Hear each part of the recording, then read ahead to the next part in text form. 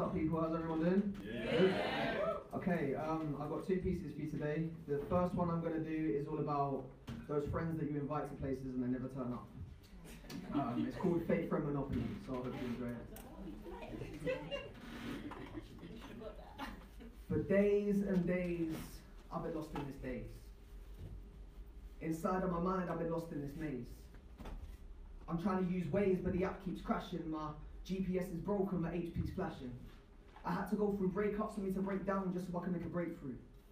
But now, my brakes are broken, I can't find no escape route. After things get peaked, they say you'll be left with a great view, but once you hit rock bottom, that's when they all try and slate you. That sticks and stones line to me makes no sense.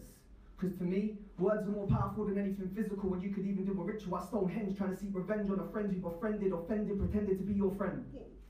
Said that they'll always be there, but they're not even really there, because even if they're there physically, they're not mentally aware, because they don't actually care. All they say is, I hope you're okay.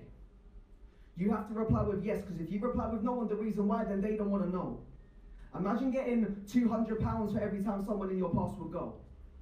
You'd be rich, right? Imagine getting £200 for every time someone in your past would go. Doubling back on their words more than 3 times about coming to just visit you. The excuses go all the way from having to pay rent to there be no free parking at your property. Well, I'm bored of these games and this fake friend monopoly. Honestly, the only time they're focused is in that photo lens. How can you support and repost celebrities but won't post your friends? I share links to all of my videos and shows in the group chat and still get left with just blue ticks. Yeah, if someone wants to go out for no actual reason on a Friday apart from getting a new group pic to show new chicks who want new dick to show old friends their own new shit to get so drunk and that's stupid, well, that's cool, you got a cute pic that took a selfie so you can prove it to your old friends who want new shit, the ones who grew up and they knew shit, left you behind because you're useless, because if I roll up and get a blue tick, who's going to want to ask for the new pic where their old friends show their new friends their own cool shit? You will, because you're still stuck in the same cycle. People claiming to be your friends, yet really they're your undercover rival. So when you finally become that champion, who's going to come along and beat the whole Elite Four and then you? I will. Thank you. That's the first one.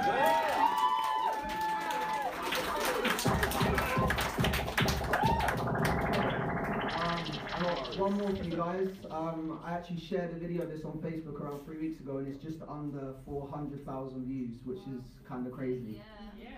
It's all about growing up in the 90s. Was anyone here born in the 90s or grew up in the 90s?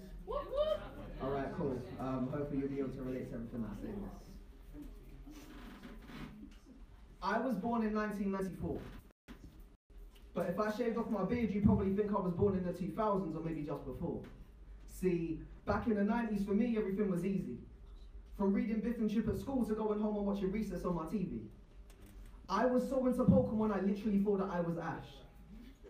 In my head, I looked like a mixture of him and TJ Detweiler when I turned my hat to the back. I remember playing Spiral on Crash before my PlayStation crashed. You remember that moment when the symbol came up, it hadn't actually frozen, when your hardest decision is which starter Pokemon you should have chosen? See, I always went with a fire type, whether it was Charmander or Similar, whatever ones came after, because after the first couple generations, I kind of lost the hype. Until they brought out Pokemon Go, where in the first month that came out, I used up my data and words I've spoken, I spoken word shows. I remember watching Hey Arnold and Art Attack. Most of these things you probably find in a 90s baby starter pack, like Beyblades and Crazy Bones. Wanting to own your own treehouse or having walkie-talkie radios, like going out for bike rides and having jumpers as goalposts, those shoes with the wheels and the heels, Heelys, I never had them, but wish that I owned those. See, where the hell is Wally? I haven't seen him since going food shopping with my parents and sneaking turkey twizzlers in the trolley. No, but fuck Jamie Oliver. Where the hell is Wally? I haven't seen him since going food shopping with my parents and sneaking Sunny Delight inside the trolley. From playing Wembley doubles to headers and volleys, if I was to put on a blue hat right now, I'd literally look like the real life version of Noddy. But honestly, Scooby-Doo was onto some relevant shit because it was always the human beings dressed up as the monsters doing all of the terrible things. If they were to make a new episode today, I can almost definitely say Jinkies because under the mask you found Donald Trump saying I would have gotten away with it too if it weren't for that dumb dog and those meddling kids. Bro, I ain't telling no fibs. That So Raven and Lizzie McGuire was really my shit. But more so I felt for Gordo because that guy was in the friend zone before we even knew what that is. Sorry, knew what that was. Now because I'm doing poetry, I gotta try and be a bit more grammatically correct, unlike them when I'd say stuff like BRB or SOD I, GG, because I got to go and update my top friends on Bebo. There is no point in me playing GTA anymore as I have just lost all of the cheat codes. See, no one really uses MSN anymore, but this girl just told me I'm a hot male. Jeez. And now because I got a different outlook on life, if she wants to come and stay, we don't have to top tail. Take me back to when I could still pay 10p for a Freddo. When the worst possible pain I could ever feel is walking around my house barefoot and accidentally treading on some Lego.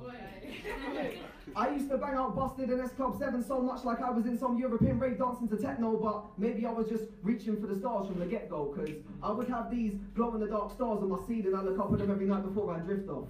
My taste in music literally goes from a grime song to a Disney song, from hip-hop to Slipknot to reggae. I remember playing Mario 64 and Ocarina of Time and Super Smash Bros. Melee. To me, Ronaldinho was always just that guy. He was like getting to the end of a level on a Mario Game Boy game and thinking, how did he set the bar that high? That's right. I'm talking back when we used to watch VCR before we had DVDs. Back when they had Dick and Dom in the Bungalow on BBC. Now if you were to look up Dick and Dom in the Bungalow BBC, please be careful of the results that come up in your HTTP. I remember buying my first CD from HMV to watching hours of DBZ up on my TV screen. Please don't scream. That's what my mum would say to me and my friends when we were saying who could shout out bogeys the loudest. I don't think I remember a more epic moment than Vegeta saying it's over 9,000. Bro, I was the proudest when I went to get my first pair of Total 90 trainers. I remember going to get them on the weekend and walking into school on Monday like I was actually famous.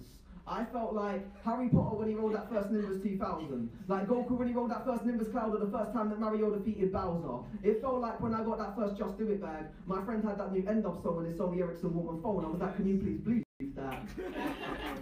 I remember putting 101 viruses on my computer from using LimeWire and RuneScape, and kids today don't know those things. I know you felt so cool when you set your BBM status to sleep don't ping. I feel sorry for Stacey because all we ever did was sing that song about her mother. I remember the last couple minutes on the last day of term before that amazing 6 weeks of summer. All of these things will stay with me probably forever. Back in the 90s and the early 2000s when things were just that little bit better. Woodsy, thank you.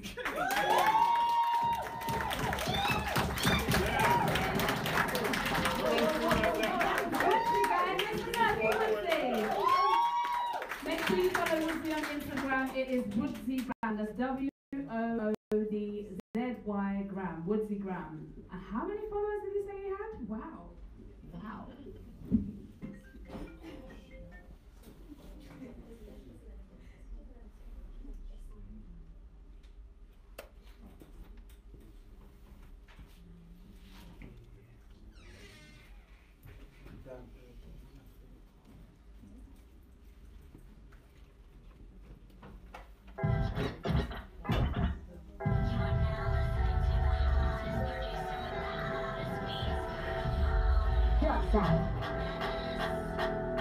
Unleashed. I'm not the one to call when you're in danger. I'm not the one to call when you're a stranger. I'm not the one to call when you're in danger.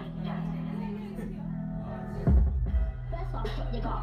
Don't be mad because I took the spot. Why are you so concerned about me when your mouthpiece can talk across the cup?